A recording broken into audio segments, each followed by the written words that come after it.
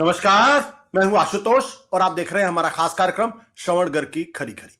हमारा वो कार्यक्रम जिसमें चुनाव पर और राजनीति पर देश के जाने माने पत्रकार श्रवण जी वो बहुत तीखी, बेखौफ, बेलौस टिप्पणियां करते हैं और उनकी इन टिप्पणियों से ना तो सत्ता पक्ष बच पाता है और ना ही विपक्ष। आज दरअसल हम बातचीत करेंगे कर्नाटक में जो idina.com का जो सर्वे आया है लोकसभा चुनाव के मद्देनजर, उसके संदर्भ में क्या कुछ उसका असर पड़ सकता है, जानेंगे श्रवण जी से। लेकिन सबसे पहले अपने दर्शकों को बता दें कि 20 मार्च को सत्य हिंदी ने जो सर्वे दिखाया था उसका लबोलबाब क्या था। अगर आप अपनी स्क्रीन पर नजर डालें तो आप देखेंगे कि idina.com ने 2024 कर्नाटक लोकसभा के मद्देनजर कहा है कि कांग्रेस पार्टी को 43.77%, बीजेपी जेडीएस गठबंधन को 42.35% वोट मिल सकते हैं। इसके आधार पर जो सीटों का जो अनुमान उन्होंने लगाया है वो भी आप अपनी स्क्रीन पर देखें। इस उनका कहना यह है कि कुल 28 सीट में से कांग्रेस 17 सीटों पर बढ़त बनाए हुए, यानी 17 सीटें वो जीत सकती है। बीजेपी जेडीएस गठबंधन 11 सीट। हालांकि उन्होंने इस पर एक क्लैरिफिकेशन भी दिया है। उनका कहना यह है कि 10 सीटों पर कांग्रेस बीजेपी जेडीएस गठबंधन से काफी माफ करिएगा, हाँ 10 सीटों पर काफी आगे है। बीजेपी जेडीएस गठबंधन 11 सीटों पर आगे है।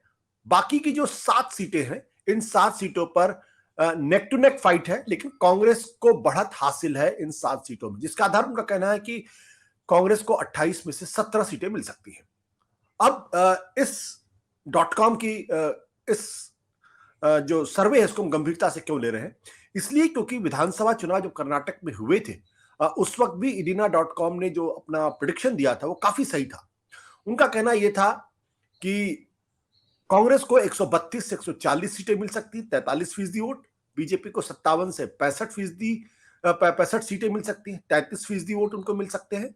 ये उनका सर्वे था और जब नतीजे आए तो नतीजों ने साफ तौर पर दिखाया कि उनका सर्वे काफी हद तक सही था। 135 सीटें कांग्रेस को मिली थी, 42.80 वोट उनको मिले थे, बीजेपी को 66 और 36.00 वोट उनको मिले थे।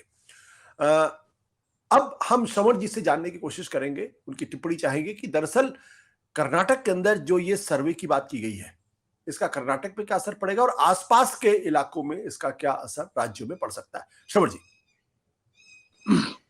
आशुतोष जी, ये जो कल रात को जो आपने दिखाया 20 तारीख की रात को लोकसभा चुनाव को लेकर जितने भी अभी तक ओपिनियन पोल आए हैं, सर्वे आए हैं, इसमें सबसे ज्यादा विश्वसनीय ये मुझे लगा जो आपका इडिना का सर्वे है।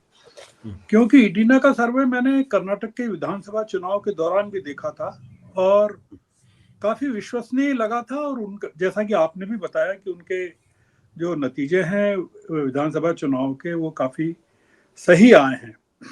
आपने सीटों की संख्या भी इन्होंने बताई थी अपने सर्वे में कि कितनी सीटें इन्होंने प्रेडिक्ट की थी और कितनी सीटें आई हैं विधानसभा चुनाव में। देखिए, ये जो इससे क्या कई चीजें निकलती हैं। मतलब मेरा ऐसा मानना है कि भारतीय जनता पार्टी को, देश के राजनीतिक दलों को और लोकसभा चुनाव में रुचि रखने वाले हर आदमी को ये इडिना का सर्वे क्यों देखना चाहिए। मतलब उससे क्या संकेत मिलते हैं, इससे जो राजनीतिक दिशा मिलती है वो बहुत ही जबरदस्त है।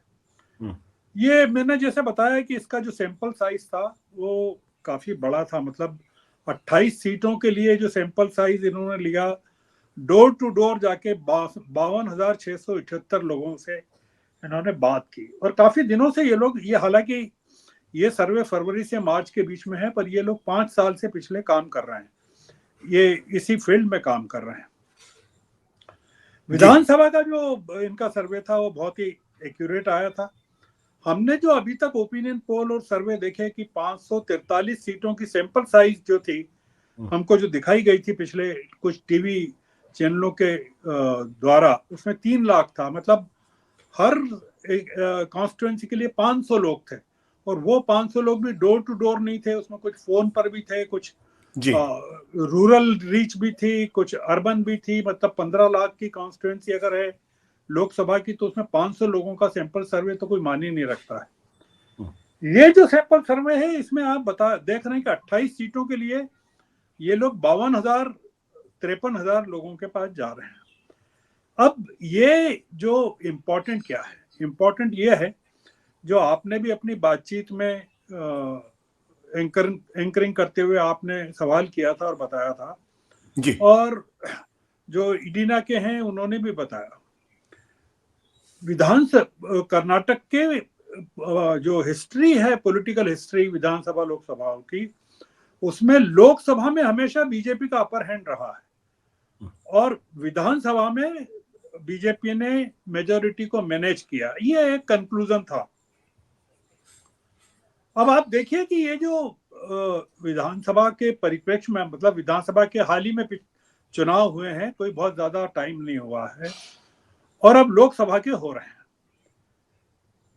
एक चीज ये मान सकते थे कि विधानसभा के चुनाव का इम्पैक्ट डाइल्यूट हो गया होगा और लोकसभा में उसका फायदा बीजेपी को मिलना चाहिए। जितनी सीटों पर कांग्रेस लीड कर रही है, मतलब बीजेपी लीड कर रही है 11 पर और कांग्रेस लीड कर रही है 17 पर, और पिछली बार का अगर हम गणित देखें तो 25 सीटें बीजेपी के पास थी और एक जेडीएस के पास थी, 26 सीटें थी, और कांग्रेस के पास केवल 2 थी। अब ये जो कन्वर्ट अगर हो जाता है रिजल्ट में कि कांग्रेस को 17 सीटें मिलती हैं और बीजेपी को 11 मिलती है, तो आप सोचिए कि 26 में से खसक कर बीजेपी 11 पर आ जाती है। जी। आप कल्पना कीजिए कि 56% लॉस है इनका सीटों में।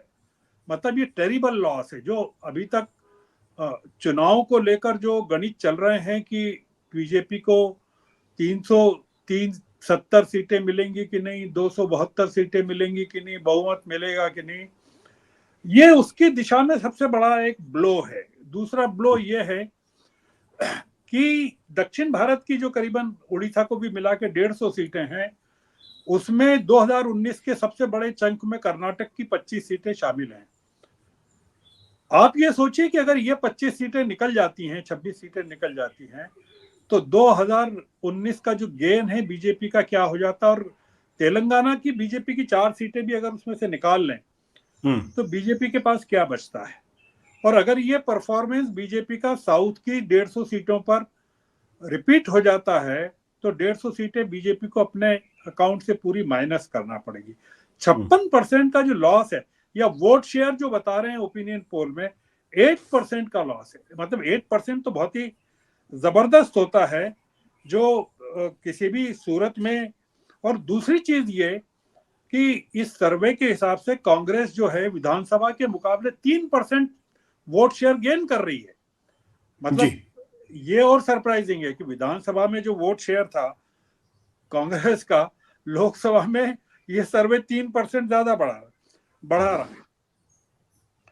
अब पूरा मामला ये है आशुतोष जी, 2 चीजें हैं कि मुद्दे क्या हैं। अपन मुद्दों पर आते हैं, पर उसके पहले इस चीज पर आते हैं, मतलब ओपिनियन पोल जो इन्होंने किया, सर्वे किया, उसमें मुद्दे क्या निकल कर आए, अपन उस पर आएंगे। पर मैं दूसरी चीज पर आ रहा हूं कि कर्नाटक के विधानसभा चुनाव ने तेलंगाना को बुरी तरह प्रभावित किया था। तेलंगाना के उसके बाद हुए थे चुनाव, और पूरा का पूरा जो इम्पैक्ट था कर्नाटक के रिजल्ट का, वो तेलंगाना में रिफ्लेक्ट हुआ था।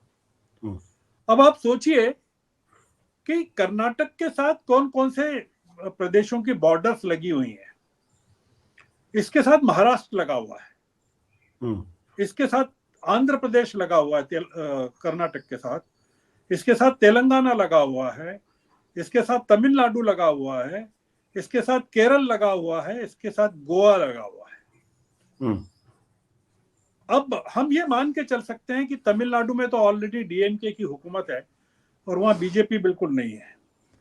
हम केरल को भी माइनस कर सकते हैं क्योंकि वहां केरल का वायनाड का इलाका इससे लगता है और वायनाड से राहुल गांधी लड़ रहे हैं, और केरल में भी बीजेपी नहीं है। हम गोवा को भी माइनस कर सकते हैं क्योंकि वहां के नॉर्थ ईस्ट का जो इलाका है कर्नाटक का, वो गोवा से लगता है, और गोवा में केवल 2 सीटें। जो इंपॉर्टेंट चीज है वो है महाराष्ट्र, आंध्र प्रदेश और तेलंगाना। अब आप सोचिए कि महाराष्ट्र के नांदेड़, लातूर, उस्मानाबाद, जो अभी धाराशिव कहते हैं उसको, शोलापुर, सांगली, कोल्हापुर और सिंधुदुर्ग, ये जो इलाके हैं महाराष्ट्र के, ये कर्नाटक के नजदीक पड़ते हैं। और वैसे ही जो डिस्ट्रिक्ट्स हैं तेलंगाना के, वो भी मतलब तेलंगाना रंगारेड्डी है, नारायणपेट है, नलगोंडा है, ये तमाम जो डिस्ट्रिक्ट्स हैं ये पड़ते हैं, पूरा का पूरा लगा हुआ है। अब आप सोचिए कि ये जो 5-6 राज्य हैं जो बॉर्डर करते हैं, एक तो इस पर क्या इम्पैक्ट पड़ेगा। दूसरा इम्पैक्ट ये है कि ये क्या ओपिनियन पोल जो है या सर्वे जो है, ये क्या देश की नब्ज को नहीं बताता है कि ये जो, इसको अगर आप देश के स्तर पे मल्टीप्लाई करना चाहें इसकी फाइंडिंग्स को किसी भी लेवल पर, तो क्या ये मल्टीप्लाई होती है कि नहीं होती है। अब आप देखिए, जो इम्पोर्टेंट चीज है, जो आपने भी सवाल किया इसमें कल बातचीत में, और अगर लोग सुनेंगे तो लोगों को पता चलेगा कि उसमें लोगों से कहा जा रहा है कि आप बताइए कि मोदी के काम से संतुष्ट हैं क्या। तो वो कह रहे हैं 35%, 35.8% कह रहे हैं कि हम हैं। मोदी को तीसरा टर्म मिलना चाहिए कि नहीं, 45.19% कह रहे हैं कि जरूर मिलना चाहिए। पर इन दोनों चीजों पर क्या चीज हावी हो रही है कि मोदी को 45.75% कह रहे हैं कि उनको मिलना चाहिए तीसरा टर्म, पर इस पर हावी क्या हो रहा है कि जरूरी वस्तुओं के दाम पिछले 10 सालों में सबसे ज्यादा बढ़े हैं, और ऐसा 76.55% लोगों का कहना है। दूसरा ये, मतलब जो मोदी को तीसरी टर्म का जो 45.75 है, उस पर ये 76.55 भारी पड़ रहा है। दूसरा ये कि कर्नाटक में जहां वो सर्वे कह रहा है, ओपिनियन पोल कर रहा है, कंडक्ट जिसने किया वो कह रहा है कि कर्नाटक में कभी रोजगार की कोई प्रॉब्लम नहीं रही। यहां 53.18% कह रहे हैं कि रोजगार के अवसर कम हो गए। और सबसे तीसरा इंपॉर्टेंट पॉइंट है वो ये कि इस सर्वे का कि भ्रष्टाचार बढ़ा है। मतलब 45.75 लोग कह रहे हैं कि पिछले 10 सालों में भ्रष्टाचार बढ़ गया है। अब ये जो भ्रष्टाचार का इशू था, ये विधानसभा के चुनाव में भी था। अगर आप याद करें तो 40% कमीशन का जो मुद्दा था वो इंपॉर्टेंट हो गया था विधानसभा चुनाव में। ये जो ओपिनियन पोल है, इसकी फाइंडिंग्स के जो टेक होम क्या चीज है, टेक होम ये है कि ये जो कर्नाटक है, ये तमिलनाडु से लगा हुआ है, उसके बावजूद सनातन का मुद्दा यहाँ काम नहीं आ रहा है, पूरी तरह फ्लॉप हो गया है। जो मोदी जी ने तेलंगाना में मुद्दा उठाया इनके राहुल के भाषण का, वो कहीं रिफ्लेक्ट नहीं हो रहा है ये पूरे के पूरे सर्वे में। हिंदुत्व का मुद्दा किसी ने नहीं कहा कि हिंदुत्व खतरे में है, सनातन धर्म खतरे में है, महिलाओं की रक्षा खतरे में है। इन्हें पूरे के पूरे डिबेट में, पूरे सर्वे में ये कोई पॉइंट निकल कर नहीं आ रहा है। तो भारतीय जनता पार्टी ने, अगर आप याद करेंगे कि तेलंगाना के चुनाव में भी और कर्नाटक के चुनाव में भी, कर्नाटक में बजरंगबली को मुद्दा बनाया, पूरी तरह से बनाया। मोदी जी ने कहा कि आप मेरी तरफ देखिए। और तेलंगाना में हिंदुत्व को पूरी तरह से मुद्दा बनाया, और सोसाइटी को, मतलब तेलंगाना में तो जो मुस्लिम पॉपुलेशन है उसको देखते हुए उन्होंने हिंदू मुस्लिम डिवाइड के लिए बीजेपी ने वह जबरदस्त तरीके से काम किया। और इस ओपिनियन में यह भी कह रहा है, जो ओपिनियन पोल वाला है, कि कुछ बेल्ट में कर्नाटक के मोदी जी की हवा नहीं है, और कांग्रेस की जो गारंटी है वो मोदी जी पर भारी पड़ रही है। तो मेरा ये कहना है कि मैं इस ओपिनियन पोल के आधार पर अगर मैं कोई एनालिसिस करना चाहूं, तो मैं ये मान के चलता हूं कि ये जो पूरा का पूरा इसकी जो फाइंडिंग्स हैं, कंक्लूजन्स हैं, वो आप देश की जनसंख्या, देश की आबादी के ऊपर भी इम्प्लीमेंट कर सकते हैं, लागू कर सकते हैं, कि देश के स्तर पर भी ये के यही मुद्दे भारतीय जनता पर भारी पड़ने वाले हैं। हिंदुत्व का जो मुद्दा वो उठा रहे हैं, या बॉम्बे का जो मुद्दा उठा रहे हैं उसके दम पर भारतीय जनता पार्टी चुनाव नहीं जीत पाएगी। और ये जो प्रमुख मुद्दे हैं भारतीय जनता पार्टी उनको टच नहीं करना चाहती है, पर निश्चित रूप से इन मुद्दों पर को छूना पड़ेगा, इन पर बात करनी पड़ेगी, क्योंकि ये जो चुनाव है लोकसभा का, कर्नाटक का जो की नब्ज से मुझे लगता है कि बीजेपी पर भारी पड़ सकता है। मेरा बस इतना ही कहना है आशुतोष जी। जी बहुत बहुत शुक्रिया सर, बहुत बहुत शुक्रिया। Thank you sir. Thank you very. सत्य हिंदी का ऐप डाउनलोड करें गूगल प्ले स्टोर पर।